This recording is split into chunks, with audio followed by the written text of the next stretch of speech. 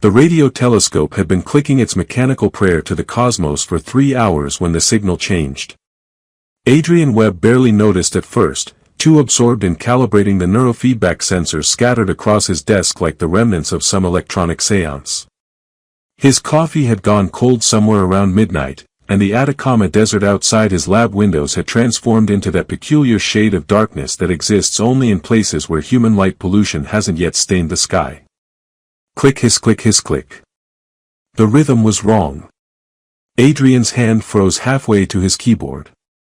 The telescope wasn't supposed to do anything interesting tonight. It was pointed at a dead zone, a patch of sky he'd chosen specifically because nothing ever happened there. That was the point.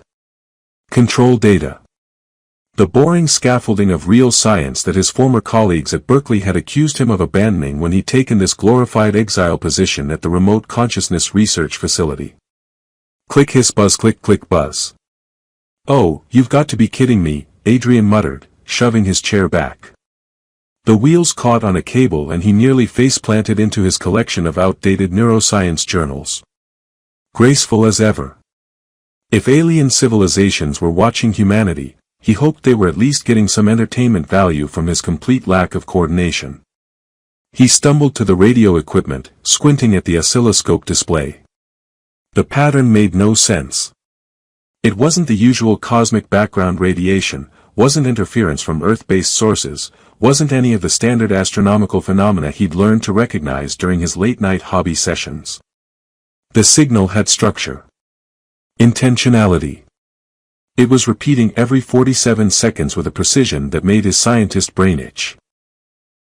Adrian ran a hand through his perpetually disheveled hair and did what any reasonable researcher would do at 2 in the morning when faced with something inexplicable. He ignored every safety protocol he'd ever learned and triangulated the source.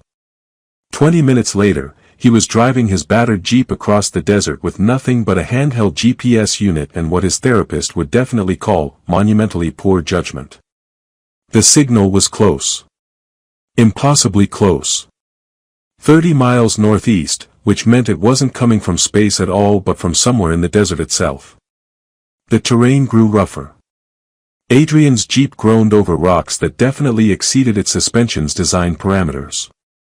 He'd bought the vehicle from a geology graduate student who'd sworn it was practically indestructible, which Adrian had learned was graduate student code for, will break down in interesting and expensive ways. But the Jeep held. And the signal grew stronger. He crested a ridge and saw it. The impact site was small, surprisingly so. A gouge in the sand maybe 15 feet across, still radiating heat that made the air shimmer even in the cold desert night. And at its center, half buried and reflecting starlight like a crushed pearl, was something that absolutely should not exist. The craft was organic in a way that made Adrian's engineering-trained mind rebel. It had curves where there should be angles, a surface that seemed to shift between metallic and something softer, almost living. Symbols glowed faintly along what might have been a hull, fading even as he watched. Adrian's first coherent thought was that he should call someone. His second thought was that he'd spent the last 3 years being professionally dismissed by everyone who should have been his peers, and maybe, just maybe, he'd earned the right to one spectacularly bad decision. He approached slowly, half expecting the craft to explode or emit some kind of death ray. Instead, it just sat there, ticking softly as it cooled, looking for all the world like it was waiting. A seam appeared. No, not appeared, it had always been there. He simply hadn't been able to perceive it until now. The opening was dark, and Adrian briefly entertained the notion that this was exactly how horror movies began. Curious scientist investigates mysterious object, becomes cautionary tale. But curiosity had always been his primary failing. He climbed down into the craft. The interior was smaller than it should have been, given the exterior dimensions, which was either impossible physics or a very concerning head injury on his part. Bioluminescent panels provided gentle light, illuminating a space that looked more like the inside of a nautilus shell than any cockpit he could imagine. And there, collapsed against what might have been a control surface or possibly a very avant-garde chair, was a woman. Adrian's breath caught. She was unconscious, her chest rising and falling with the steady rhythm of deep sleep or possibly concussion. Her clothing, if that's what it was, seemed to shift between fabric and pure light, adapting to his perception in ways that made his eyes water. Dark hair spilled across her shoulders, and her features were delicate, almost heartbreakingly human. Almost. The ears gave it away. They swept back from her temples in elegant curves, longer than human ears, tapering to gentle points that caught the bioluminescent light. Well, Adrian said to the unconscious alien woman in the spacecraft he just climbed into in the middle of the Atacama Desert at 3 in the morning, this is definitely going in my logbook under questionable life choices. She didn't respond, which was probably for the best. Adrian checked for a pulse at her neck. Did aliens have pulses? Apparently this one did, and found it steady. Her skin was warm, fever-hot but not dangerously so. Every protocol he'd ever learned said to document, to photograph, to establish a proper chain of evidence. Every survival instinct he possessed said to run. Instead, Adrian did the third thing. He gathered the mysterious alien woman carefully in his arms, climbed back out of the impossible craft, and carried her to his jeep. The woman woke at dawn with the abruptness of someone surfacing from deep water. One moment she was unconscious on Adrian's least uncomfortable cot, the next her eyes snapped open, silver-gray irises that caught the early light streaming through the lab windows, and before Adrian could set down his coffee or formulate anything resembling a greeting, she tilted her head and smiled. "You humans shout without words," she said, her voice carrying an accent he couldn't place, something that existed in the spaces between languages. "Your minds are so loud it's like standing in a storm." Adrian froze with his mug halfway to his mouth. He'd prepared 17 different opening statements during the 4 hours he'd spent watching her sleep and questioning his sanity. None of them had accounted for her speaking first, in perfect English, about things she shouldn't know. She sat up slowly, wincing slightly, and her gaze fixed on him with an intensity that made him want to check if his fly was unzipped. "But you," she continued, and her smile deepened into something that looked almost like relief, "you're different.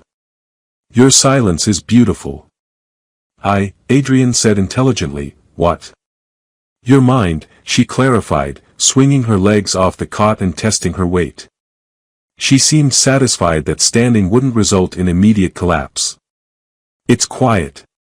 Not empty, I don't mean that. It's full, actually, remarkably full, but it doesn't scream.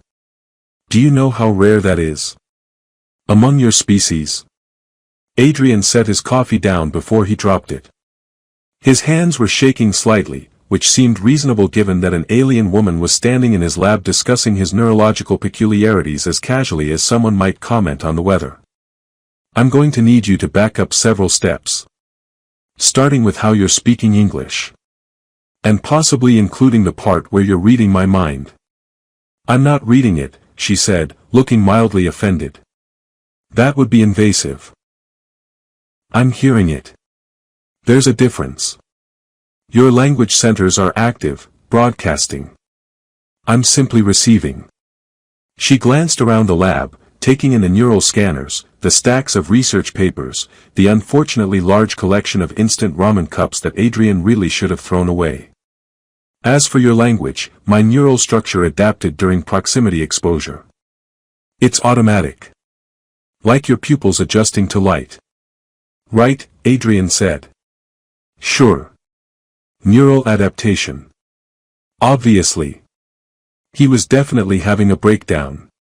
This was fine. He'd always wondered what his breaking point would be, and apparently it was alien women critiquing his brain's volume settings. She moved to the window, her strange clothing, he could see now that it was definitely some kind of adaptive material, shifting from something like leather to something like silk depending on the angle, catching the morning light. "My name is Lyra. Or rather, that's the closest approximation your language centers can process. My actual designation is more of a harmonic frequency, but Lyra works." "Adrian," he managed. "Dr. Adrian Webb. And I'm going to be completely honest, Lyra, I have about 800 questions and absolutely no idea where to start." Start with the one that's loudest, she suggested, turning back to face him.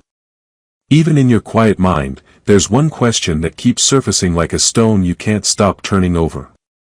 Adrian took a breath. The question that had been eating at him since he'd found her, the one that seemed simultaneously too big and too simple. Why did you crash here? Near me specifically? Lyra's expression shifted into something complicated, layers of meaning he couldn't quite parse. I didn't crash randomly. My ship's navigation system was damaged, yes, but its emergency protocols were still functional. It was searching for mines that wouldn't overwhelm me during landing. Mines that operate on what my people call the quiet frequency. She paused, studying him. It found you. Out of 8 billion humans on this planet, it found perhaps a handful who could help me, and you were closest. The implications of that statement crashed over Adrian like cold water. You're saying my brain is some kind of telepathic safe harbor? Essentially, yes. Lyra moved closer, and Adrian noticed that she walked without sound, her feet barely seeming to touch the floor. My people, the Thessari, were telepathic by nature. Our entire civilization evolved around thought-sharing. But your species. She made a gesture that somehow conveyed both fascination and exhaustion. You think so loudly. Constantly. Fears, memories, fantasies, anxieties, all of it broadcasting at once. Being near most humans is like standing next to a jet engine.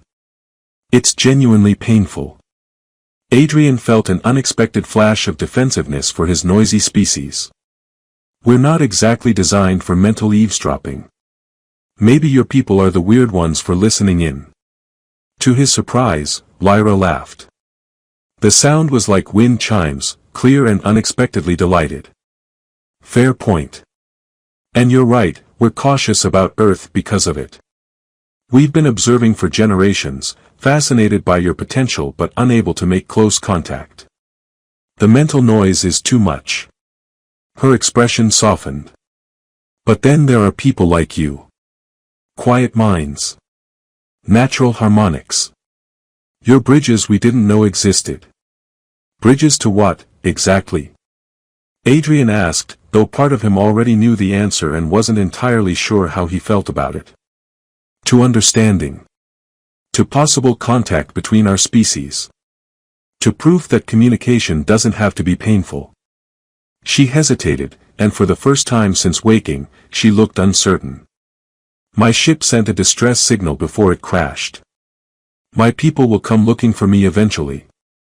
But if I return and report that humans are all noise and chaos, they'll wait another 100 years before trying again. If I return and tell them about you, about others like you. No pressure then, Adrian muttered. He walked to his desk and sank into his chair, his mind racing. Years of isolation, of being told his neural patterns were aberrant, potentially pathological. His ex-girlfriend had once said that talking to him felt like shouting into a well. His colleagues had dismissed his research on consciousness variance as career suicide. And now an alien woman was telling him that his fundamental difference might actually matter. Your microwave is staring at me, Lyra said suddenly, pointing at the small appliance on Adrian's shelf. He blinked at the non sequitur. What? The light inside. It's watching. She moved closer to it, suspicious. Is it sentient? Should I introduce myself? Despite everything, Adrian felt a laugh bubble up. It's not alive. It's just a light that turns on when you open the door. For heating food. Lyra opened the microwave door. Peered inside. Closed it. Opened it again. Your species builds boxes that heat food with radiation and give them lights like eyes. This explains so much about human psychology. We also name our robot vacuum cleaners, Adrian offered, gesturing to the dusty Roomba in the corner. That one's called Aristotle. He judges me silently for my organizational skills. You're joking, but I can feel that you actually do call it that, Lyra said, and her smile was genuine, warm. Your mind even quiets further when you're amused. It's like watching ripples on still water. 3 days passed in a strange rhythm that Adrian had never experienced before. The isolation he'd grown accustomed to, the familiar weight of being alone with his thoughts, had transformed into something entirely different. Lyra filled his lab with questions that ranged from profound to absurd, often in the same breath. She wanted to understand everything about human consciousness, but she also spent 20 minutes fascinated by the concept of refrigerator magnets. "But why do you need to attach paper to cold food storage with decorative metal pieces?" she asked, holding up a magnet shaped like the Golden Gate Bridge that Adrian had gotten at a conference years ago. "Is this ceremonial? Are you honoring the food?" Adrian looked up from the neural scanner data he was pretending to analyze while actually just watching her explore his space. "We forget things. The magnets hold reminders. Shopping lists, appointments, phone numbers we'll never call. You externalize memory onto decorated metal," Lyra said slowly, turning the magnet over in her fingers. "Attached to the place where you store sustenance. There's actually something beautiful about that. Physical anchors for thoughts that might slip away." She placed the magnet carefully back on the refrigerator, arranging it just so, and Adrian felt something warm settle in his chest. The way she found meaning in the mundane things he'd stopped noticing years ago made the world feel larger somehow, more intricate. The nights were harder. Lyra didn't sleep the way humans did. She entered what she called rest state for maybe 2 hours before dawn, a trance-like condition where she remained perfectly still, barely breathing. The rest of the time she was awake, and Adrian found himself keeping strange hours to accommodate her, sleeping in fragments, existing in a perpetual state of half-exhaustion that somehow didn't feel burdensome. On the third night, while Adrian was attempting to explain the concept of memes to an increasingly bewildered Lyra, she suddenly went quiet. Her head tilted in that particular way he'd learned meant she was sensing something beyond normal perception. "There's someone thinking about you," she said. "Concerned thoughts. Suspicious thoughts. Someone who knows you're hiding something." Adrian's stomach dropped. "Sarah. Dr. Venkman. She's the only other researcher here who still checks on me. I've been dodging her calls. She's getting closer to deciding to visit," Lyra said, her eyes unfocused. "I can feel the intention forming. Maybe tomorrow, maybe the day after." "Can you tell what she's thinking specifically?" Adrian asked, then immediately felt intrusive. "Sorry, is that rude to ask?" "It's like hearing someone speaking in another room," Lyra explained. "I catch emotional tones, general intentions, but not detailed thoughts unless I focus, and focusing on someone without permission is extremely rude among my people." She refocused on him. "But her concern for you is genuine. She thinks you're spiraling into isolation." "I mean, technically I'm the opposite of isolated right now," Adrian said. "I'm harboring an extraterrestrial refugee. That's very social of me." Lyra's laugh came easier now, less surprised by human humor. "Yes, you're practically running a bed and breakfast for interdimensional travelers." The joke hung in the air between them, but underneath it was the real weight of their situation. They couldn't hide forever. Adrian's supplies were running low, and eventually someone would notice his extended absence from normal facility operations. And beyond that, there was Lyra's ship, still sitting in the desert, still potentially detectable. "I should show you something," Lyra said suddenly, moving toward the lab door. "From my ship. I've been repairing some systems remotely, and there's something you need to see."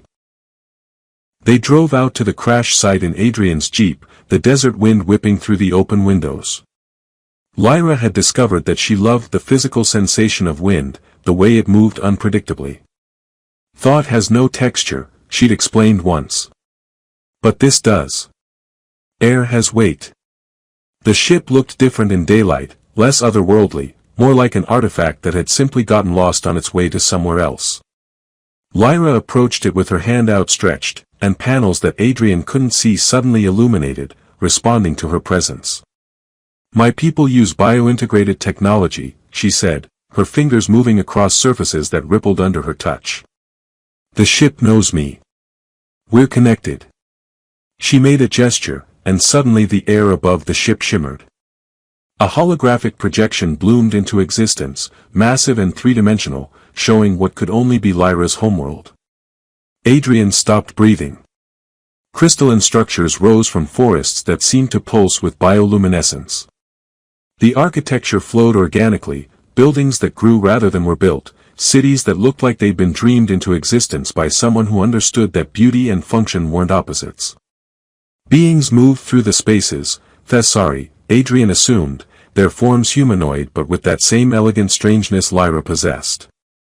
They moved in patterns that suggested coordination beyond mere organization, like murmurations of starlings made conscious. This is Thessera, Lyra said softly. Home. The image shifted, zooming through one of the cities, and Adrian could see details now. Gardens that defied gravity, hanging in midair. Structures that seemed to exist in more dimensions than he could properly perceive. And everywhere, that sense of connection, of minds moving in concert without losing individuality. It's impossible, Adrian whispered, and then immediately felt stupid because he was looking right at it. It's just different, Lyra corrected gently. Your cities have their own beauty. All that noise you generate, it's not waste, it's creativity, chaos, possibility. We've streamlined consciousness so efficiently that we've lost something you still have. The capacity to surprise yourselves. Adrian watched the hologram, and to his complete mortification, felt tears building behind his eyes. He couldn't explain why the beauty of it affected him so deeply, only that it did. The image blurred, and he wiped at his face quickly, embarrassed. When he glanced at Lyra, she was staring at him with an expression he couldn't read. What? He asked, defensive. Your emotions have color, she said, wonder threading through her voice. I've never seen anything like it. When you feel something deeply, it's like watching light refract through water. Most human minds are storms of sensation, too chaotic to perceive beauty in. But yours. She stepped closer, and Adrian could feel warmth radiating from her, something beyond physical heat. Yours is like starlight. Distant and clear and beautiful. The moment stretched between them, fragile and significant. Adrian wanted to say something profound, something that matched the weight of what she'd just shared, but what came out was, I cry at holographic alien cities and you're complimenting my emotional color palette. This is definitely the weirdest week of my life. Lyra smiled, that particular smile that made her look both ancient and impossibly young. Wait until I show you what your dreams look like from outside your mind. You humans have no idea how remarkable your unconscious processing is. The sound of a car engine pulling up outside the lab sent a spike of panic through Adrian that Lyra felt before he'd even fully registered it himself. She turned from the neural scanner she'd been examining with intense curiosity, her expression shifting immediately. Your friend, she said simply. She decided today. Adrian swore and looked around his lab wildly, as if there were somewhere to hide an alien woman in 70 square meters of equipment and poor life choices. The storage room. No windows. Can you? I'll go, Lyra said, already moving. But Adrian, she's frightened. Her thoughts are very loud right now. Fear makes humans broadcast even more intensely. The storage room door clicked shut just as Sarah Venkman's knock rattled the lab entrance. Adrian tried to arrange his face into something approximating normalcy and failed spectacularly. He opened the door to find Sarah holding 2 cups of coffee and wearing an expression that mixed concern with determination. You've been avoiding me, she said, pushing past him into the lab. Sarah was small, efficient, with dark hair pulled into a perpetual bun and eyes that missed absolutely nothing. 3 days, Adrian. 3 days of ignored calls and cancelled meetings. I was starting to think you'd finally achieved your dream of becoming a complete hermit. Just busy, Adrian said, his voice hitting a register he hadn't used since puberty. Research. You know how it is. Sarah set the coffees down and turned to look at him properly.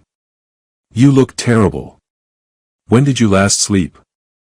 Actually sleep, not that thing you do where you pass out at your desk and pretend it counts. I sleep fine. Normal amounts. Very normal. Adrian was aware he was speaking too quickly and couldn't seem to stop. Why wouldn't I sleep? Sleep is great. Love sleep. Sarah's eyes narrowed. She moved further into the lab, and Adrian's heart hammered as she scanned the space. He'd cleaned up somewhat, hidden the most obviously alien pieces of equipment Lyra had brought from her ship, but there were signs everywhere if you knew what to look for. The cot that he never used, now clearly slept in. The extra coffee cups. The smell, Lyra had a scent like ozone and something floral that didn't exist on Earth, subtle but present. What's going on, Adrian? Sarah asked quietly. And please don't insult my intelligence by saying nothing. I've known you for 3 years. You're many things, but a good liar isn't one of them. From the storage room came a sound. Small, almost imperceptible, but definitely there. Sarah's head snapped toward it. Rats, Adrian said desperately. Desert rats. They get in sometimes. Very persistent rats. I should really call an exterminator. Sarah walked toward the storage room door. Adrian moved to intercept her, but she was faster, her hand already on the handle.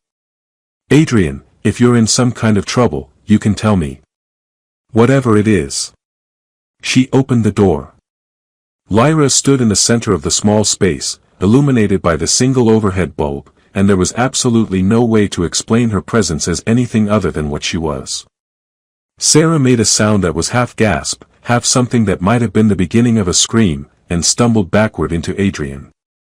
Okay, Adrian said, catching Sarah's shoulders to steady her. So. Not rats. For several seconds, nobody moved. Sarah stared at Lyra.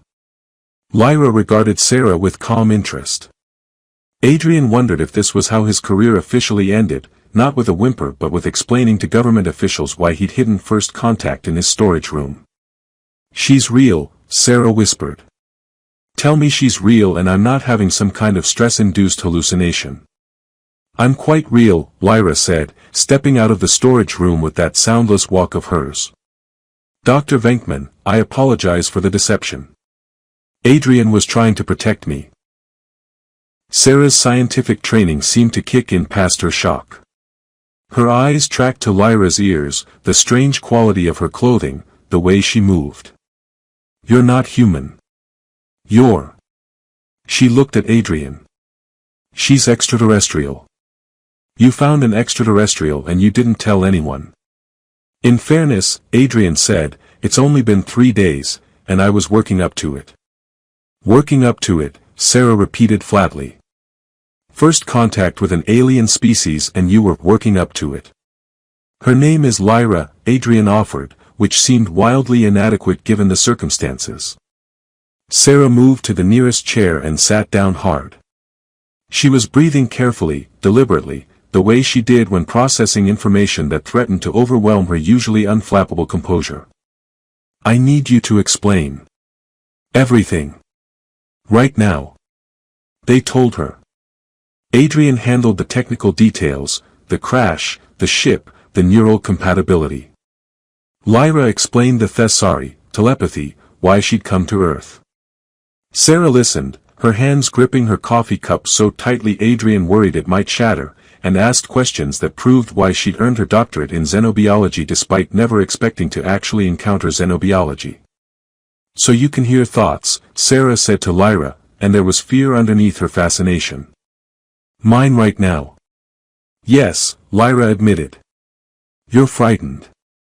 You're excited. You're wondering if you can trust me. You're also hungry, you skipped breakfast, and you're worried about your sister in Phoenix who hasn't called you back. She paused. I'm sorry. I know it feels invasive. I can't turn it off any more than you can stop hearing sounds. Sarah absorbed this, visibly struggling with the implications. And Adrian is different. His mind is quiet. Extraordinarily so, Lyra confirmed. One in perhaps a billion.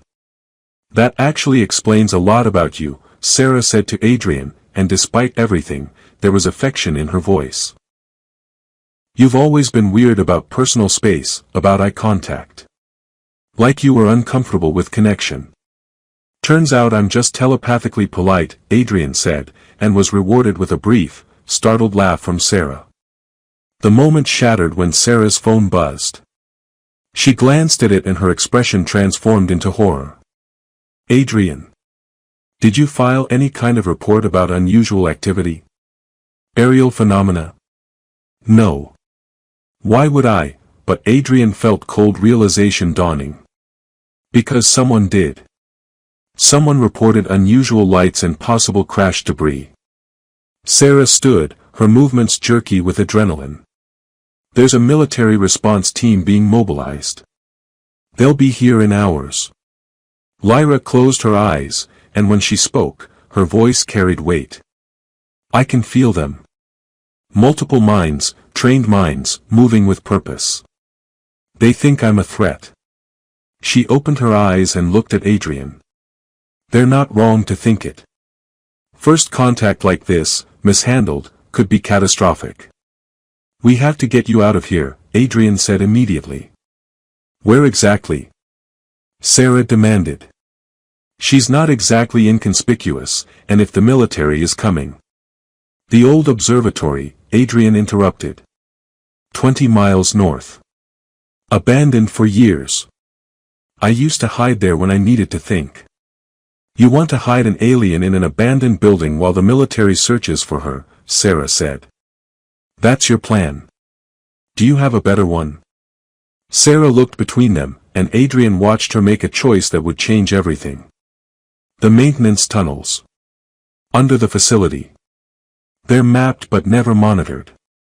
I can misdirect the search, buy you time. She grabbed a pen and started sketching on a napkin. But you need to move now. The observatory sat like a broken crown on the ridge, its dome cracked open to the stars. Adrian and Lyra had made it through the maintenance tunnels and across the desert in Sarah's car. She'd insisted they take hers since Adrian's Jeep was held together by optimism and duct tape, and now they waited in the darkness while helicopter searchlights carved geometric patterns across the distant facility. Lyra stood at the gap in the dome, her face tilted toward the sky, and Adrian could see the tension in her shoulders. They'd been silent for nearly an hour, both processing what came next. My ship activated its beacon, Lyra said finally. 2 hours ago. I felt it engage. Adrian's stomach tightened. Your people are coming. They'll be here in 3 days, maybe 4. She turned to face him, and in the starlight filtering through the broken dome, her features seemed to shift between human and something else entirely. They'll retrieve me. They'll retrieve the ship. And they'll file Earth away as high noise, avoid contact for another generation. Unless, Adrian said. Unless. Lyra moved closer, her footsteps silent on the dusty observatory floor. I could stay. For a while. Hidden, with your help. We could find others like you, people with the quiet frequency. Build a network. Prove that contact is possible.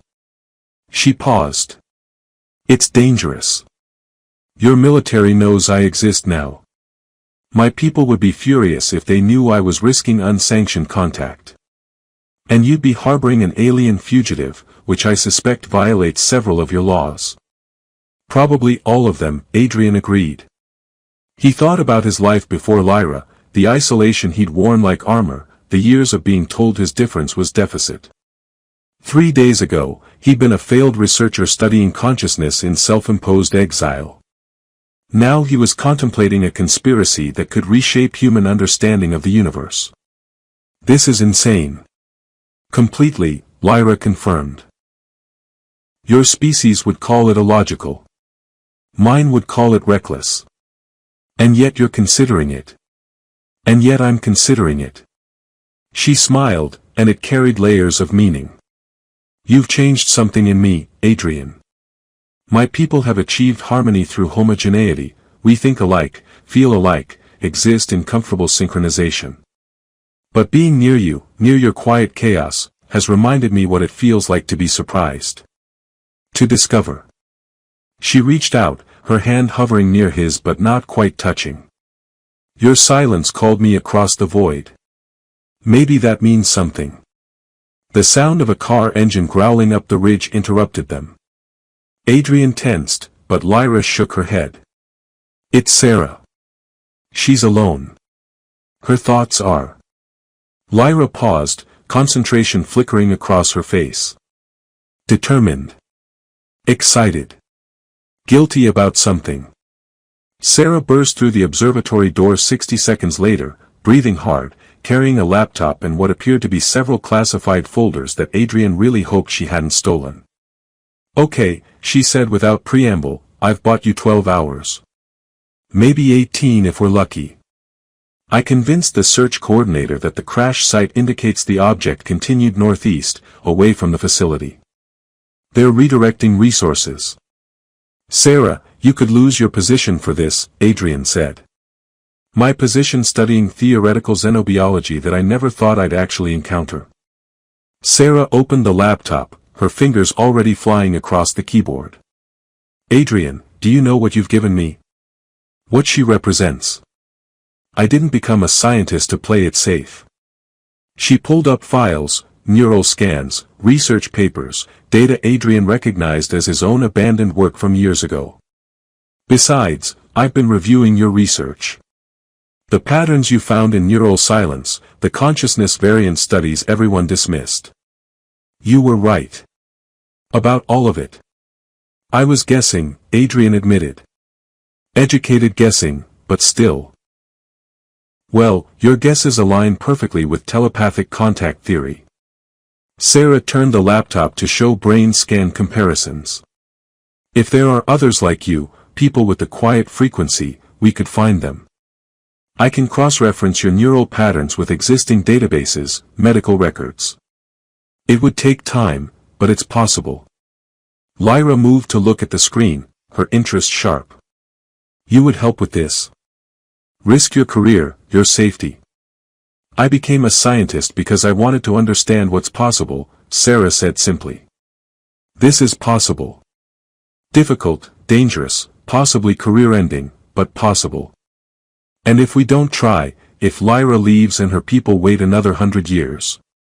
She shook her head. Humanity might not have another 100 years to get this right. Adrian felt something shift in his chest, a weight he hadn't realized he'd been carrying. His entire adult life, he'd been isolated by his difference, convinced that his quiet mind was evidence of disconnection. But here, in a broken observatory with an alien woman and the one colleague who'd never stopped checking on him, that difference had become the thing that created connection. The ship, he said suddenly. Lyra, can you control it remotely? Make it leave? Lyra's eyes widened with understanding. A decoy. Make it appear I've departed, satisfy both the military and my people's rescue protocols.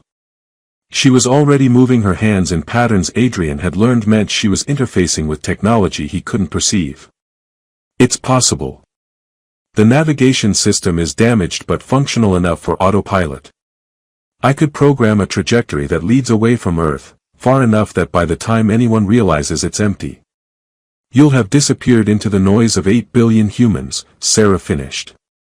They'll assume you died in the crash or the ship malfunctioned. They'll leave.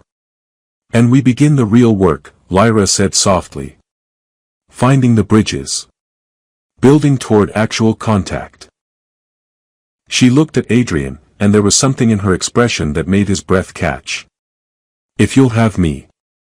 If you're willing to risk this. Adrian thought about safe choices, about the life he'd built around avoiding connection. He thought about his ex-girlfriend's complaint that talking to him felt like shouting into a well. He thought about every dismissive colleague who told him his research was career suicide. Then he thought about Lyra tilting her head and smiling before he'd spoken, telling him his silence was beautiful. He thought about Sarah choosing possibility over safety. He thought about the hologram of Thessera, beauty built on connection. I've spent my entire life being quiet, Adrian said. Maybe it's time that meant something. 3 hours later, they watched from the ridge as Lyra's ship lifted from the desert floor, its damaged system screaming protests that only she could hear. It rose in a trajectory that looked organic, wounded, a craft limping home. Military helicopters tracked it briefly before falling away, and somewhere above the atmosphere, Thessari rescue vessels would detect it and follow, finding it empty, filing reports about casualties and failed contact. Lyra swayed slightly, the mental effort of controlling the ship at such distance taking its toll. Adrian steadied her, and for the first time, she leaned into the contact. Her hand found his, warm and solid and real. No turning back now, she said, watching her ship become a point of light, then nothing. No turning back, Adrian agreed. Sarah was already on her laptop, pulling up databases. I've got 3 potential matches for the quiet frequency patterns. 2 in North America, 1 in Japan. We start with verification, then careful contact. This is going to take years, Adrian said, the enormity of it settling over him. Good thing I'm patient, Lyra replied, and her smile held promises and possibilities. Besides, you humans have a saying, don't you? About journeys and first steps. We have several, Adrian said.